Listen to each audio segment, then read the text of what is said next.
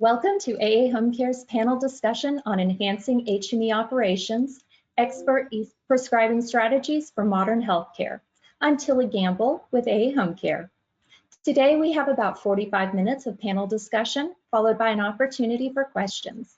You can ask a question at any time through the chat bar, but I will hold the questions until the end of the presentation unless there is a need for clarification immediately. One question we often receive is, will this program be recorded? The answer is yes. You will receive the recording at the end of the day or by tomorrow. I'd like to introduce you to our moderator today, Amanda Smithy. Amanda is the Senior Manager of Advocacy and Strategic Partnerships for McKesson Medical Surgical. Prior to joining MMS, she had 15+ years of experience working for various HME providers on a regional and national level, with a background in operations, sales, and payer strategy across a diverse portfolio of products. She is passionate about elevating the HME industry and improving patient outcomes at home. She is also a member of AA Home Care's Board of Directors and sits on our Education Committee. Amanda will introduce you to our panelists today who come from small and large HME companies across the nation.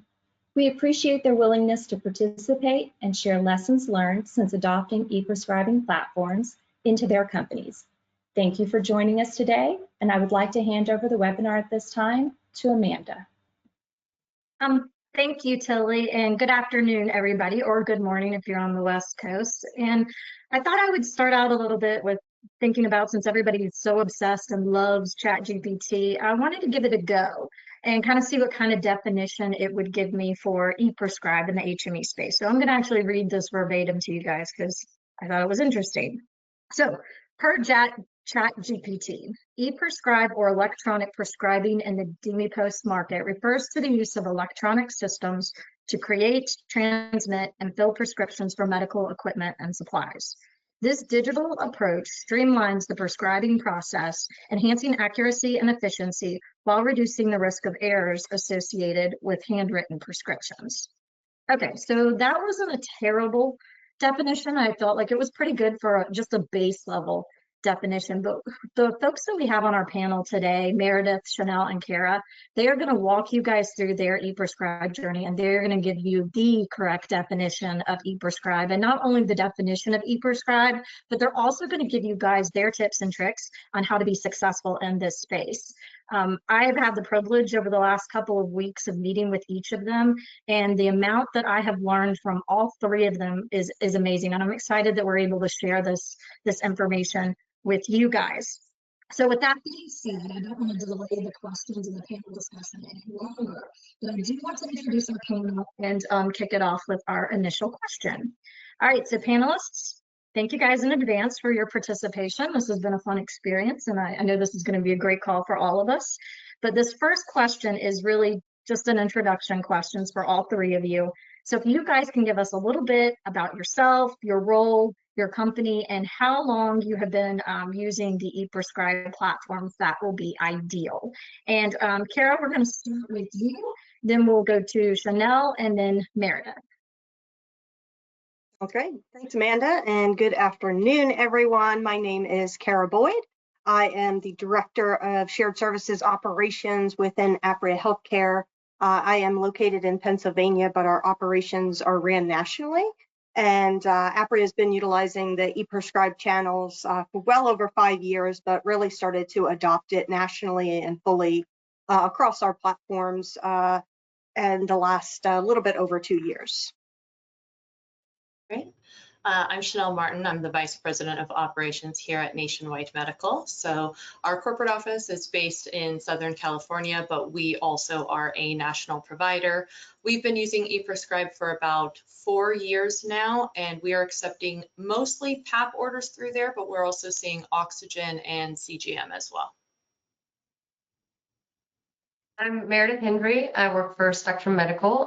We are a regional company based in the Washington, D.C. area that services the Mid-Atlantic region. The CFO there, and we have actually been using ePrescribe since 2018, which was hard to believe when I was going back and figuring that out. And we actually use it for mostly bent metal equipment, so traditional kind of DME items. All right, so first question, and this one's an obvious one. Everybody wants to know this. So what was the deciding factor in moving towards the e-prescribe route? And Chanel, I'm going to start with you on that one. Yeah, sure. That's an easy one because it actually stemmed from our referral partners. It was the demand from them. So we have hundreds, if not thousands, of referral partners at this point, and we desperately needed a way to streamline how we communicate with them, communicate the patient status of that referral, and then just an easier way for them to send us orders. So as you can probably imagine, they all have their own EMR systems, and they were expressing immense frustration with having to, remove those documents from that EMR just to then fax it to us the old-fashioned way, and then not knowing if that fax went through or not. So since we realized that so many of these EMRs are also integrated with ePrescribe systems, we realized, that it's really a great way at saving both parties countless amount of hours and labor. So it was a no-brainer for us in that regard.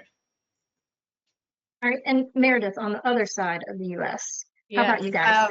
Yeah, my reasoning was a little bit more selfish. I think I personally was going crazy, walking around our office and hearing customer service people spending, time after time and just so many calls explaining to doctors, oh, it's missing this coverage criteria, or no, we didn't get that fax, or just that back and forth. And then on the back end, turning around and having a daughter going, what do you mean my 96-year-old mother has been waiting 3 weeks for a wheelchair, and us having to explain that the documentation says she can't use a walker. So, we can't deliver it. It was just like this loop of it felt like insanity walking around and just going like, there has to be something that is not this. And luckily we were able to find that. Perfect. And Kara, for you guys, what were the key metrics in determining which ePrescribe platforms you decided to adopt?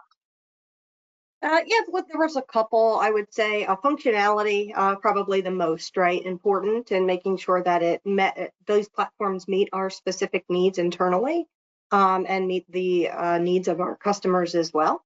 The percent of orders accepted on first submission is really important, as well as Meredith was mentioning, the back and forth, right? And so the better percentage of first submission accepted orders is definitely key to driving the concept and the purpose of ePrescribe. The number of subscribers or prescribers signed up, as well as the cost. Okay. So I hear a lot of common themes there. Obviously, there was a demand from the referral spaces to make things easier and to get it streamlined, and then also just a demand from the patient perspective as well, and making the process easier across the board. So I am going to address one of the elephants in the room, and this is when I'm talking with HME providers that have not joined on to the ePrescribe platform. One of their first concerns is the cost. And so let's just talk about that for a little bit, because we all know that there is that cost component that falls on the HME provider. So how did you guys think through that, and how did you guys make that work for you guys? And Meredith, I'm going to start out with you for that question. Yeah, so we kind of started by looking at, what are all of the resources that we're currently spending on this, and the allocation of human time, I think, was the number one thing, as I already alluded to, and Chanel and Kara have as well. And so we kind of started doing a slow integration to kind of see, is this actually going to work? Is it actually going to free up time? And then once we started to see just how much time and money and resources it did free up, we actually have transitioned to a place where we don't accept faxed orders anymore. That's the transformation that it's had in our office. And now what we're able to do is use those human resources in particular, and say, hey, we're going to train you on this other upseller, these other opportunities that are out there for actually revenue generating opportunities and revenue generating phone calls, rather than status check phone calls. And that was what we were finding, that our customer service people were just spending so much time doing this back and forth status check and trying to get documentation corrected. And now that time can be spent saying, hey, I see I had the time to look at the chart. I've thought of these other things that might actually benefit you. Can we spend time to talk through that, instead of, oh, my phone's ringing, I got to go, and it's a doctor, checking on a fax. So we didn't, measure exactly dollar for dollar, but I don't even think about the bill anymore. When I see it monthly, I just go, well, money well spent. And Chanel, what about you guys? Similar for us, I mean, for any company, you have to think about the initial investment of doing that integration with your system. So the time it'll take to do that and working with that ePrescribe system itself. So for us, I want to say that that was somewhere near like a month. We didn't have a dev team at the time, so it was really dedicating a few key individuals to help with that integration. Then you have like the training of the team. The ongoing costs are obviously for each order that you accept, but each provider is going to have their own unique circumstances, which Meredith was, kind of mentioning. So you have to look at these key business metrics that you have. So your starting point should be knowing, what's your current order volume? What's your current percentage of processing errors? What are your current processing times? You're going to see that those metrics shrink down as you move towards ePrescribe. So you'll be able to evaluate these efficiency gains. You're going to be able to handle more order volume. You're going to see a decrease in those error rates. You're going to see less claim denials. Matter of fact, for us, you can submit claims quicker, which means you're getting paid quicker. So, that's a all in all win right there. And then we were able to see, all of those decreases that I had just mentioned, but the most meaningful, I think, is cutting those labor costs. Each ePrescribe referral for us, I would estimate, takes about 5 to 10 minutes to process, as opposed to the standard fax referral where that's going to take upwards of 20 to 30 minutes. So while we can't give an exact ROI estimate, there's both tangible and intangible efficiency gains that need to be considered, not just the overall cost.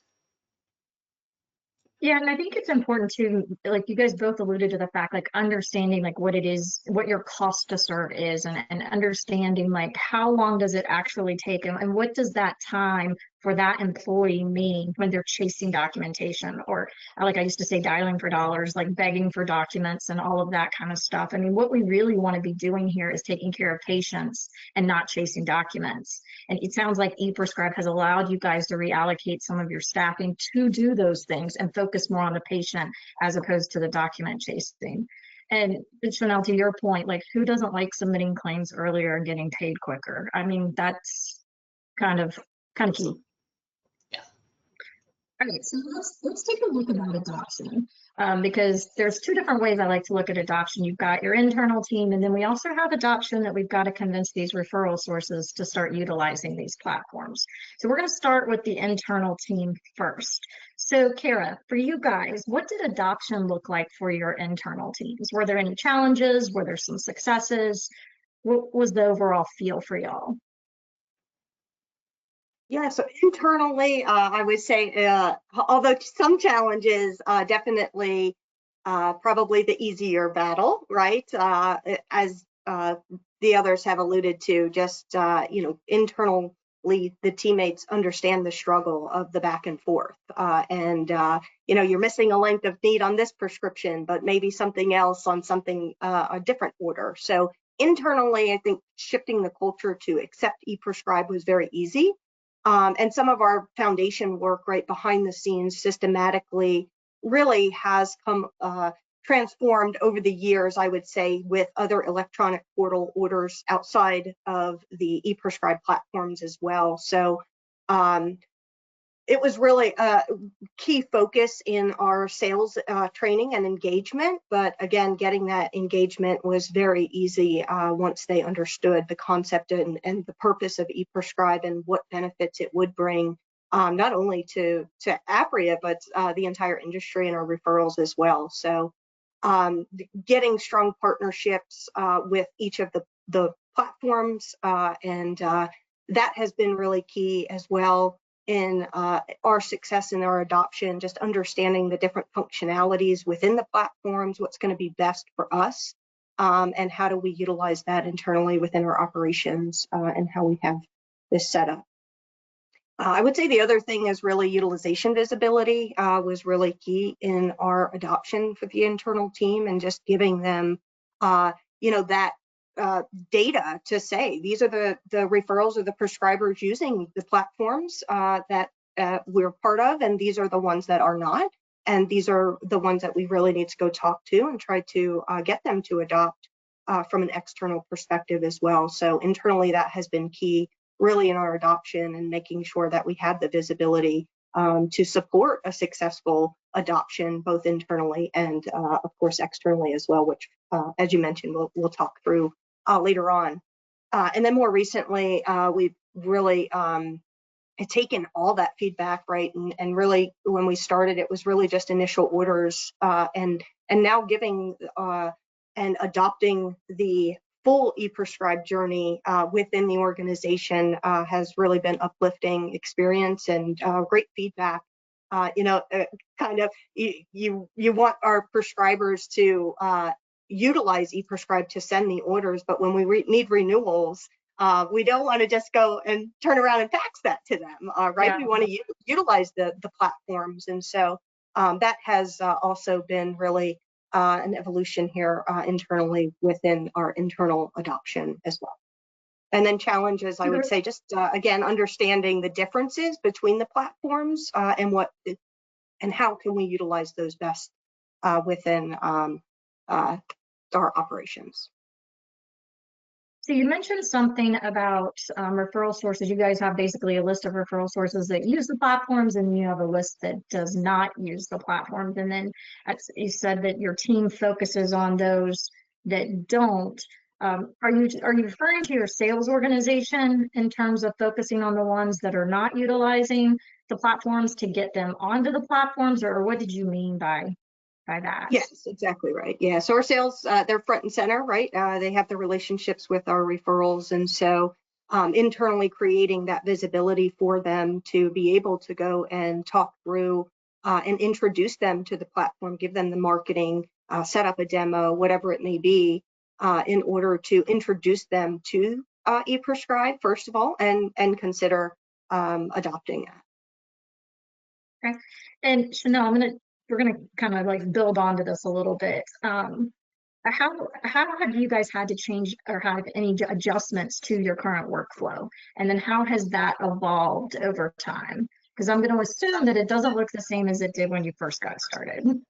No, it certainly does not. I do think that there's a bit of a learning curve, as Kara was mentioning. You need to just understand how these systems work and then train your team accordingly. But one adjustment that we made that particularly comes to mind is we actually decided to staff someone in a position who could send messages back in the chat. So a great feature of these platforms is having a chat feature, and it allows you to communicate directly with those referral partners. So what currently happens with an ePrescribe system is it's going to push back a notification to that partner about this patient status, and it could be a bit vague. Well, maybe they need to have a little bit more details on that. So we actually hired someone who provides those extra details to them. So that way it's saving, both parties that phone time and just that back and forth. So it's a great way to communicate at all hours of the day too. So when they're on, we're on. So it's a great way of communicating, but we didn't anticipate that. So we did have to hire for it, but we're happy to have it. All right, let's talk about the referral sources now. So Meredith, this one's for you. So what did the adoption initially look like for your referral sources? Yeah, so we were early, very early on. And so we were actually really doing a lot of education. So we would spend a lot of time, explaining what ePrescribe is, explaining the benefits. A lot of referral sources, a concern when you first talk with them is who's paying, or, do we have to sign up for this, or, kind of how that process works. And so they're very happy to learn that we're paying for it. And so we actually went out with a representative from the ePrescribe company, and we would go and kind of do demos. And at the time, it was a little bit more cumbersome to get a facility set up. And so we actually needed their support in the field to be able to do that, and then kind of walk them through the whole process and kind of do we just did a couple months of trying to do, I think it was 2 to 3 in-services a month, trying to just like really, really get out there and educate and get people set up. What we've seen since then is there's obviously been adoption across the board now for, everybody seeing the benefit that it has. And so what we're actually seeing now is we'll just sit here and we'll start getting orders from a new facility. And it will be that one of the therapists that was used to using it is now switched to another facility, or their company is switched or whatever. And they're going, all right, this is how we're doing it here. This is how this gets done. And so we're seeing that, our footprint has actually really expanded as a result of that. And there's a lot now of just referral marketing and referral activity that's happening because they've been so happy with it, that they can't remember or imagine doing it any other way.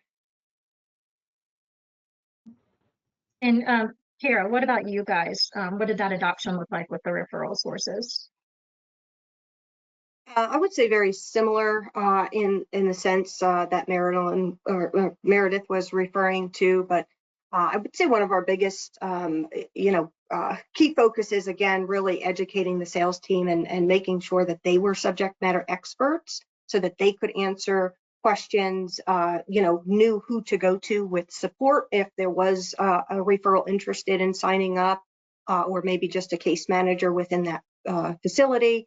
And then also being able to really, I think, follow through with those that have signed up to really show them the difference in the amount of time that it takes us from the time we get the order to the time we're able to service that patient with the product or the therapy that they need, and really showing them before and after of that time frame of how much faster it really is and how much it saves, again, the back and forth, not only for us, but also for our referrals and the patients and payers as well. So really showing them the difference has been key in our success for adoption, but definitely still a struggle, and some challenges still remain.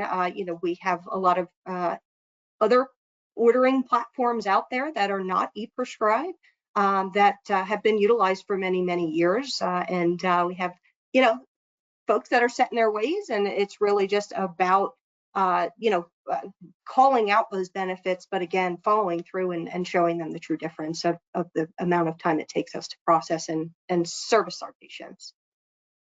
We saw a personal test the other day where an order was put in, signed, and processed by us in, I think, 4 minutes and ready for delivery the next day. I mean, it's unbelievable. And referrals feel that too.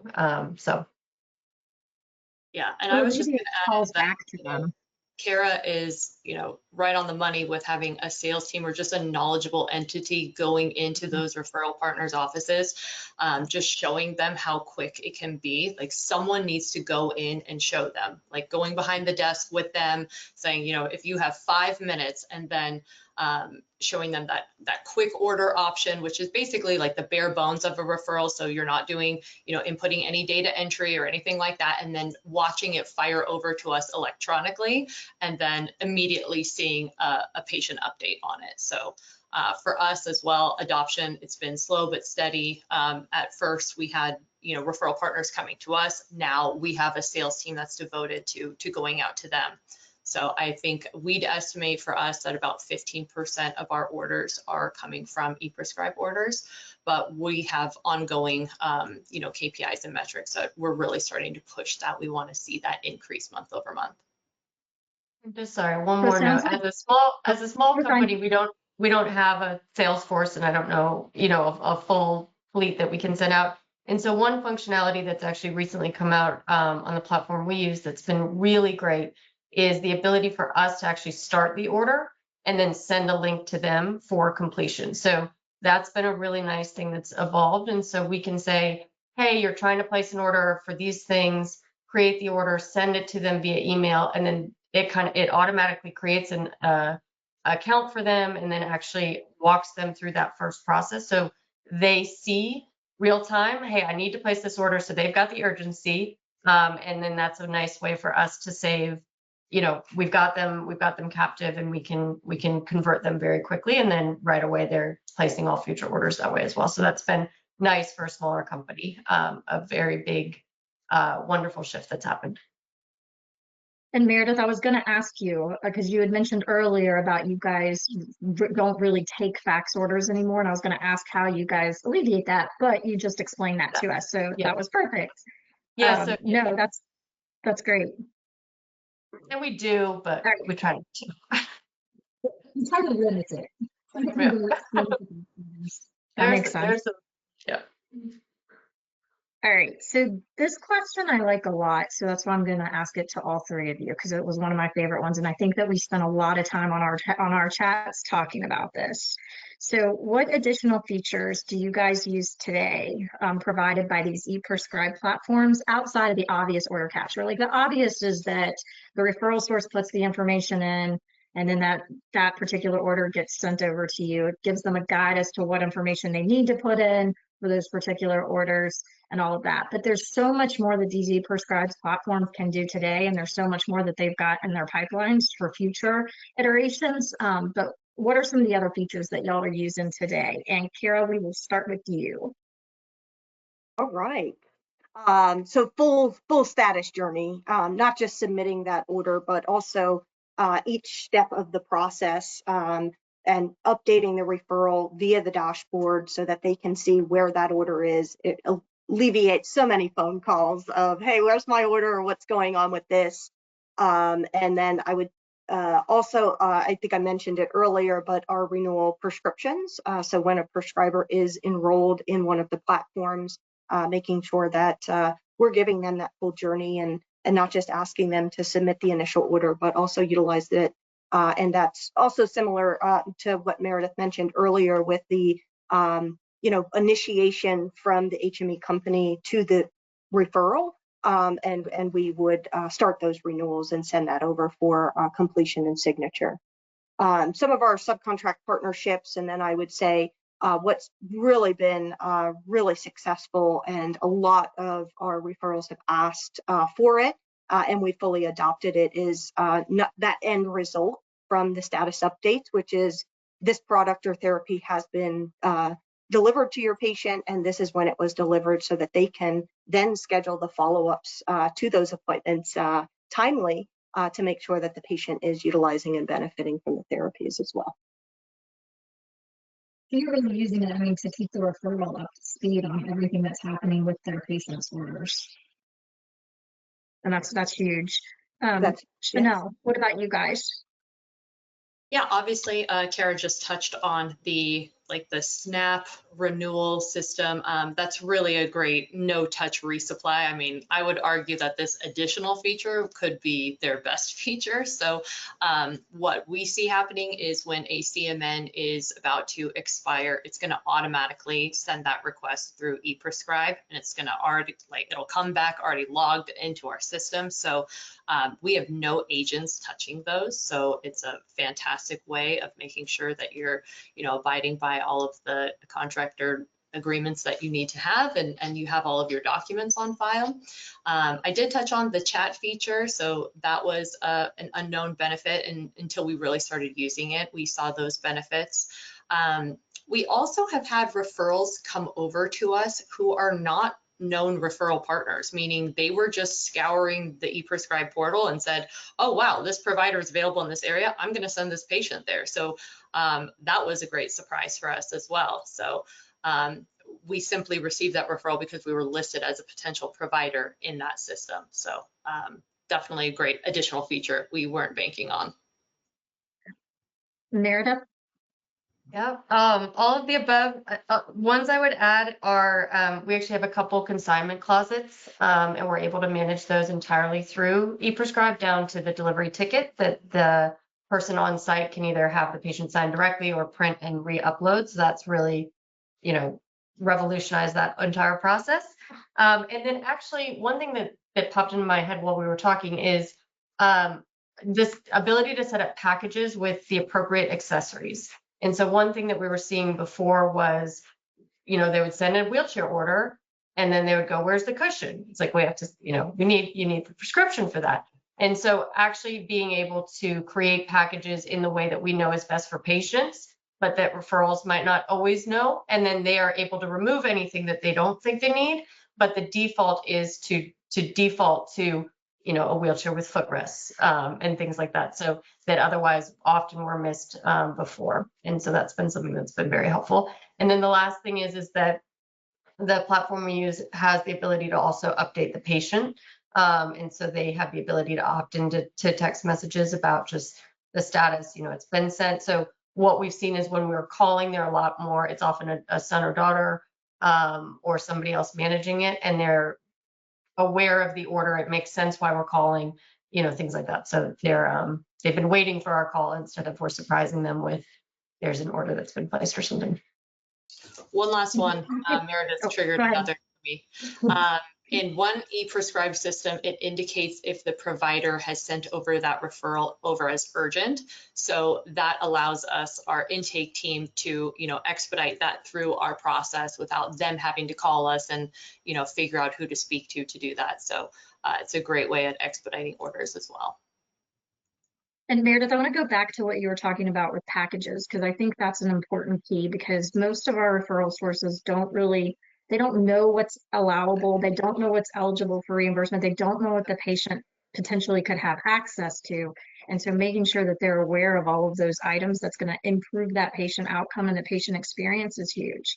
So it's an easy way to get that in front of them on every single order without them having to try to remember or try to find a little cheat sheet that you left them 3 years ago when you first started talking to them. So I love that the ability to pull together the packages to be able to bundle, I think is very important. And then All right. similarly, also, sorry, one is to like the clinical review on our end and the ability to edit an order and send it back and say, are you sure you don't need XYZ based on what we're seeing? And they'll say, oh yeah, I didn't even know. And then we can edit it, send it back, re-signed very, very quickly and back to us within, 20 minutes. It's not a long process at all.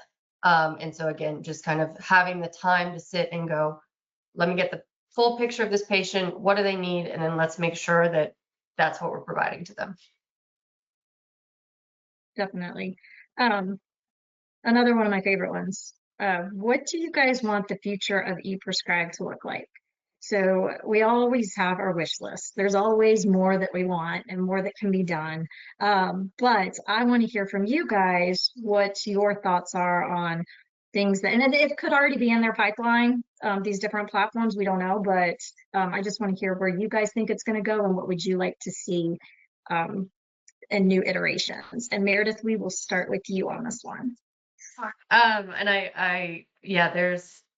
it does a lot. So I'm very happy right now. I think continued ability for the DME to customize their catalog would be great right now. To change catalogs, to change packages, you do have to submit a ticket and make sure it looks exactly the way you want, and then you're not sure that it's coming out exactly how you might want it, and so you want to just always be monitoring that. And then the pictures right now are generic, which is great, but it also could be misleading sometimes. And we've had a couple people say like, wait, I thought I was ordering, this thing that looked like this, and then it came differently. So that I guess just customization of the catalog. And then I would, if we're shooting for the moon, some ability to also almost run it like a website or link to a website or things like that, where there's all of the add-ons that, are not covered by insurance. And we know that, but making it easy and for both the referral and the patient or their loved one or caregiver, whoever, to know, hey, on top of insurance, look over here, and you can get these items in, self-pay or whatever. But so a little bit more of a marketplace almost, or the ability to integrate a marketplace, component into it. Kara, your turn. Oh, those were great, Meredith. I would say more patient engagement functionality, especially as follow-up appointments are required for renewals and things like that. And then enhanced reporting. Again, there's reporting out there by all means, but giving us the ability to customize reports in a little bit more specific to our business and what we're looking for would be really great as a future in the ePrescribe roadmaps for our platforms. And I think also just expanding out on payer requirements where potentially we have payers that require very special forms as their prescriptions or letters of medical necessity. It has started in the ePrescribe world now, but just expanding to that because there are many across the especially from a national perspective, that do require these one-offs to their prescriptions, or again, special forms, and integrating that again would really continue to eliminate the additional effort needed in both parties. All right, Chanel, your wish list. Okay, well, I think for us, we'd love to see some Sounded type long.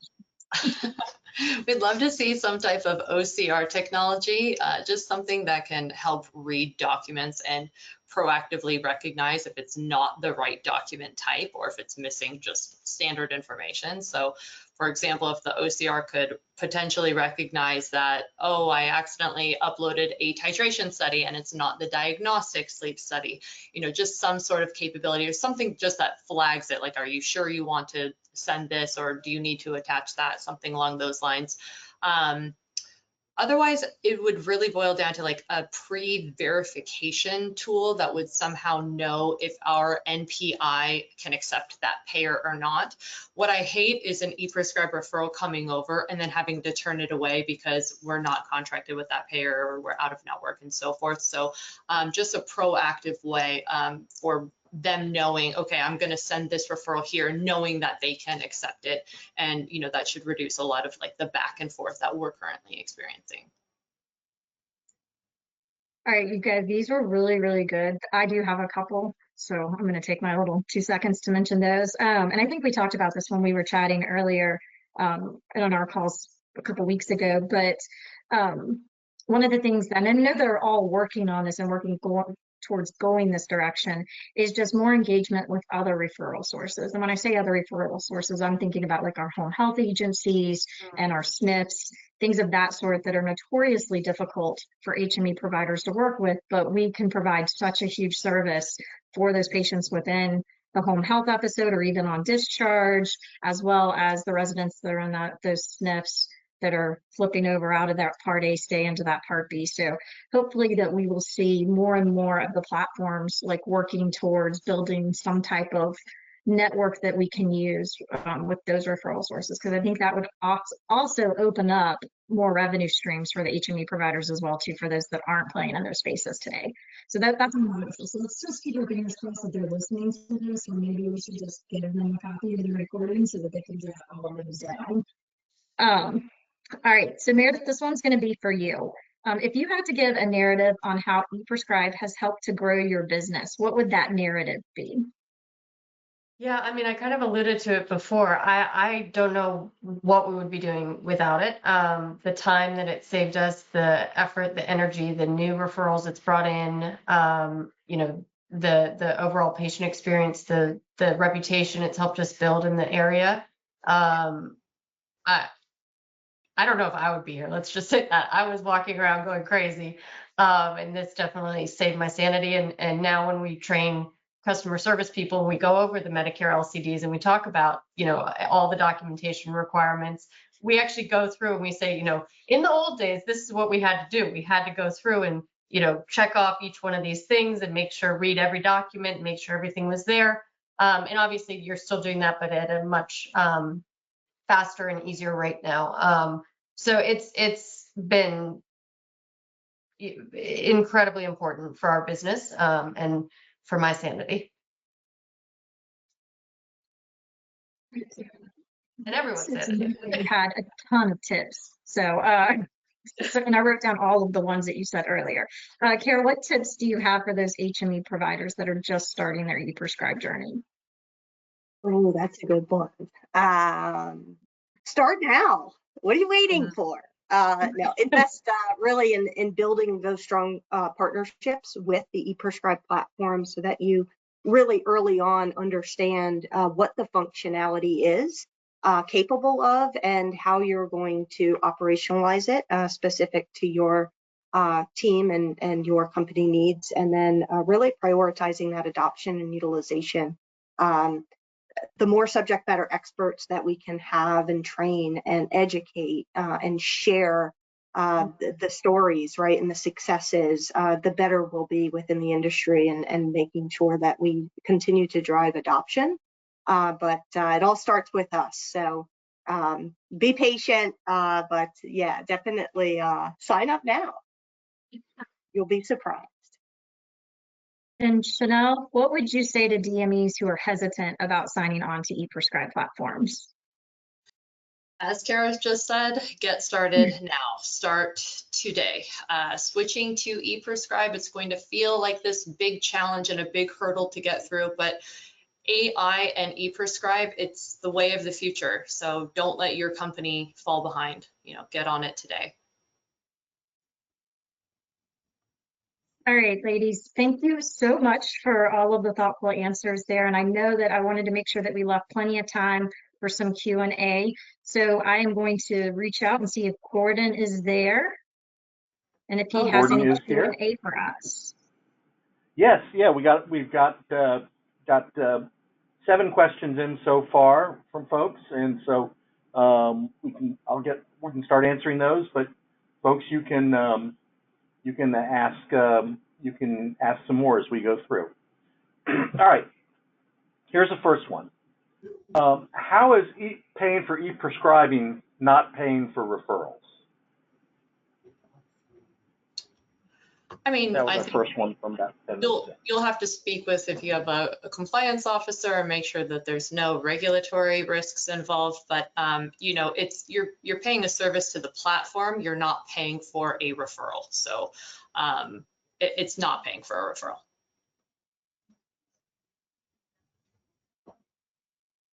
Okay. None of our referral sources has even mentioned e-prescribing. I'm wondering if they have the capacity to do that, and we just don't know. Would referral sources usually use both standard and e-prescribe? I can jump in. I mean, we have referral partners who do both. It depends. There's some nurses who they just prefer using an old fax machine for some reason. And then there's, maybe the office manager there where she will send it through ePrescribe platform. So it's just going to depend on the referral source. It depends on what their office team looks like and what they're able to do. But yes, you can do it both ways. The problem is that as soon as you get started with ePrescribe, you're going to love ePrescribe, and then you're going to just fully convert. So you're not going to be doing both for long. I would have to agree there, Chanel. So yeah, we definitely see where we have different offices utilizing many different variations of how they place their orders. But I think to answer the question, if our referrals, will be able to have the time and the effort to be able to adopt it, they're doing it today in a different means. They're picking up the phone many times a day to call us to ask us where their orders are, what is missing, or clarify what we're missing on the documentation. And so investing that time in the upfront process to push a clean and accurate order just saves them the bandwidth, of course, to continue to focus on other things within the patient follow-ups and care. And I think one other thing to just note is that at least the ePrescribe platform we use, we're paying based on orders that we're accepting and processing. So there's not a, fee that we're paying every month that we're going to pay regardless of whether or not orders are coming through that way. And so to not be afraid of, if they're not demanding it, that doesn't mean that they wouldn't love it. They might just not know it's an option out there yet. And so you can still get going and have kind of a slow, rolling it out slowly to your referrals, and taking that time is you're not going to be paying and then not receiving orders. I think also from a sales perspective, if your sales team is engaging with their referrals and they're asking them questions about what their pain points are and working with HME providers, usually their first pain point is the amount of documentation and the back and forth. And so being able to then approach that with, like, there is a solution to that, and that's through ePrescribe. And that might be an easier way to get some of these referrals that haven't thought about it or don't know it's an option to really start to consider it. Once you've identified that pain point, they're a lot more likely to say, okay, yeah, I do want to solve for that.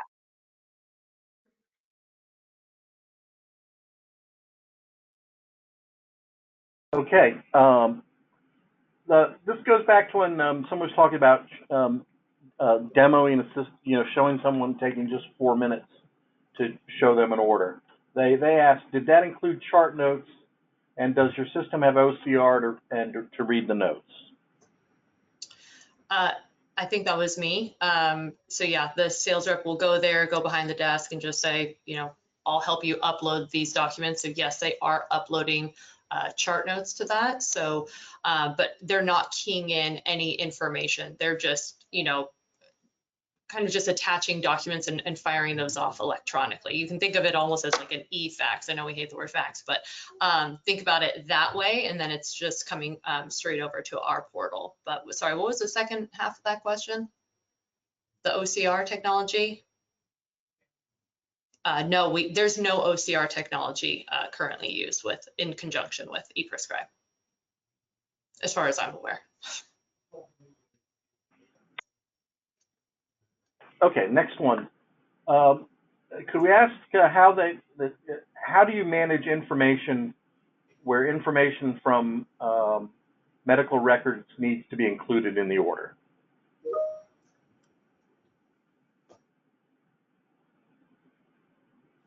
Hello? Sorry, Cal, how do we, can you read that one last time for us? Yeah, I'm sorry. I just want to make sure it didn't drop off. That's okay. How do you manage information where information from the medical record needs to be included in the order? In other words, how do you do it if you need to have info from the medical record included in the order?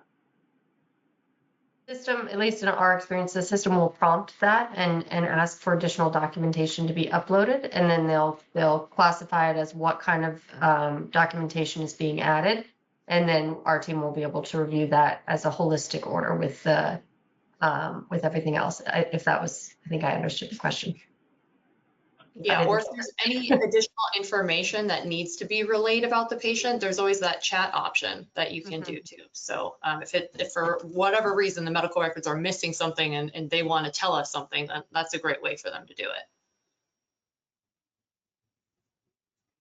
Okay, here's one from somebody who joined late and thought this might have already been asked, but I don't think it was. I'm looking at implementing ePrescribe specifically for enterals and incontinence. Is there any information on ePrescribe related to those specific supplies? And I guess it kind of a follow-up, is it pretty much completely, product agnostic? That's my add-on. So currently today there is enteral and incontinence within the ePrescribe platforms. And I would just say that once you build your partnership with them, they will, I think we referenced the customized catalogs right earlier in the call, and they'll work with you to add or build any product offerings that may not exist today, and or if there's specific makes or models that you offer that they don't have, they will build that out as well, so that your products and offerings are available and very specific and unique to your needs. Okay. Next one. Do each of you have integrations into your ERP system? For example, Brightree. Is it worth having that type of integration up front? I can jump in. Absolutely. Hands down, 100%. So I'll give you a quick run through. So basically, if a referral comes in, it's going to do the fax wrangling. It's going to tell you who that order came from, what is the order for. It's going to do all of the input of the data entry. So you're not going to see those errors. You're not going to see like a wrong date of birth or anything like that. It's going to pull exactly as it comes over. So yes, we spent that time to do that integration. I want to say, that was probably a good 2.5 weeks. And again, we're doing this without a dev team at the time. So, it's just a few key operators who were on that project, but it's absolutely worth doing. We are with Brightree. So you can see the referrals come in immediately through Brightree, through your system, and it'll get all worked by your intake team. So you just, with a little bit of training, you just have to guide them how to process those orders. But those orders are taking care of themselves. I mentioned this earlier, but e-prescribe referral takes about 5 to 10 minutes for one of our agents to process, whereas the standard fax referral is 20 to 30 minutes. So definitely we'll cut some costs right there just on labor alone. And then with that integration, it's also we have Go ahead. with the integration also it's great as the order progresses, as we've talked about, like the different statuses that you give the order, it will update into the ePrescribe platform, and the referral will be able to see that. So you don't even have to go message them. Just as you're working through your your process, it will be updating automatically.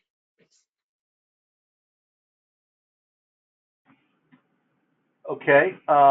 This is the person with that first question. They just want to add in, it is my understanding that you pay for each order, so it still seems like this is paying for a referral. So I don't know if anybody wants to comment on that, but I said I'd put that back out there for you. Yeah, you're paying the ePrescribe software. You're not paying that physician. That has nothing to do with it. So that's just a means of how they want to get this referral over to you. So, if you don't believe it to me, I didn't go to law school. I don't know all of the policy regulations and whatnot, but this has passed through our legal advisory board. It's passed through our chief compliance officer. So we're not going to be doing anything that we shouldn't be doing. So ePrescribe is a safe method and a preferred method of sending referrals. So. And I'll just add on to that as well. You make a great point, Chanel, but there's other electronic ordering platforms out there that are not ePrescribe that have a hefty fee as well for us to utilize. And so, again, I think, we're paying for it regardless of whether it's in your operational costs and capacity needs, or again, paying the software platform so that they can continue to make those enhancements that are needed for any changes in our that are needed. So there's a cost. We pay for fax number is not one of them. So. Yeah, I was just going to add, we pay for a fax number. I pay for an email. I receive referrals that way as well. It's not paying for a referral. And the referral still has the option to select the provider that they want to use. Absolutely. Correct. Yeah. Okay. Here's a question. How do you balance picking one e-prescription platform versus being part of all of them? I would say make yourself available to all of them. You never know which referral partners use which one. So it's going to be up to their preference, but we've just chosen that across the board. We were going to open up ourselves to, a multitude of ePrescribe. So however they want to send us those orders, we are available for it. So, but it's knowing, what your referral partners, what systems they're using, what integrations are available with that ePrescribe system. So some are easier than others, or some already have an integration that others don't. So they need to check into that, and then they'll let you know, and then you can, open up which channels you desire. Okay, well, just getting a couple more coming in. What percentage of the time does an order, what percentage of the time does an order not have all the documentation and you need to request more? Have you done an ROI comparison of AI intake versus ePrescribe? We do have those numbers. I don't want to throw any numbers out there and speak as if they're concrete, but yes, there are measures that we have, and we do keep those metrics in place where we see, we call them a clean referral. So meaning, we don't have to go back and forth and request things. So we do have a clean referral percentage. We do break it down by each referral source or partner, so we know those metrics, but we do also have it available. And I would say that overwhelmingly, the ePrescribe is going to be a cleaner referral than the standard fax document, where they run the risk of forgetting something. Okay. What percentage of your orders are coming through ePrescribe?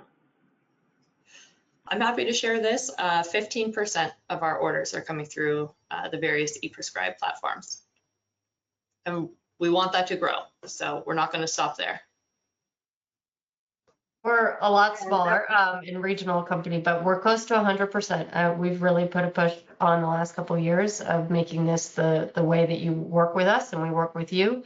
And referrals have, you know, as I shared before, really come on board and have actually shared it with their networks and shared it with their, you know, physical therapy groups and things like that.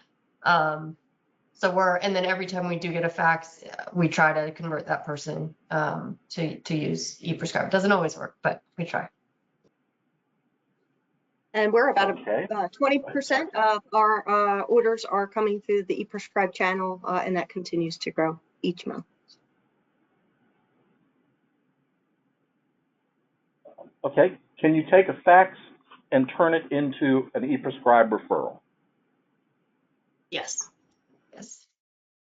Yes. Yep. So And so what you would do in that case, and so if or Chanel, you actually probably have better. I'm talking more if the fax is missing documentation or there's something that's wrong. What we would do at that point is create the order, send it back to the referral source, and identify the missing information, and then have them resubmit it that way. So there's a step that we would take, but I think that's been very helpful for us. And I think for providers, you know, a fax can convert to a PDF, and then you're just uploading PDFs. So it's not a lot different than just attaching it to like your email, for example. Okay. Meredith mentioned consignment closets. How do you track serialized inventory within these closets? There's a serial number component that's captured when they are dispensing the device. So they are asked to put it in. We've made a really big sticker on it so it's as easy as possible, and put it in the same place every time so that they're trained and understand. And then we don't tell them to dispense it until we've been able to do everything we have to do, insurance verification, you know, Medicare documentation, everything on our end before that's able to be dispensed. But yeah, they track that information as well, and then that comes back into our Brightree system.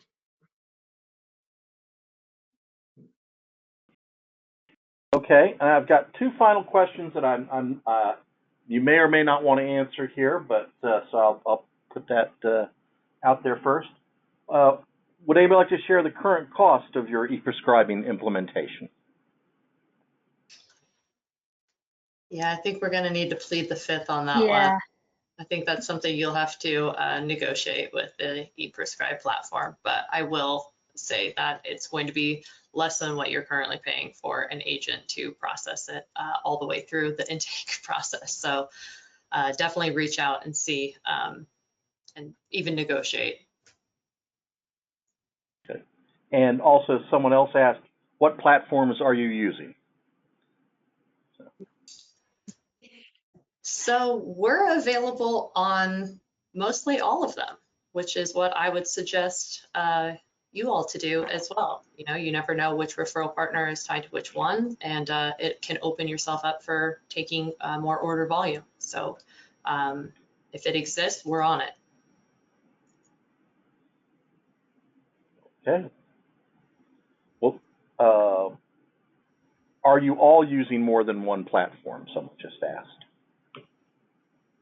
Apria, I can speak for Apria. Yes, we are utilizing multiple ePrescribe channels and platforms. We're using one at the moment, but exploring bringing others on as well.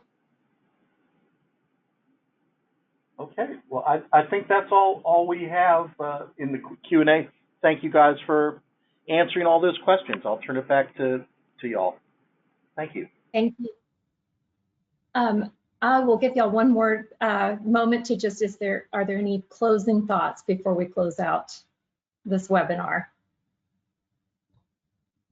I appreciate it. I know you covered a lot. Okay.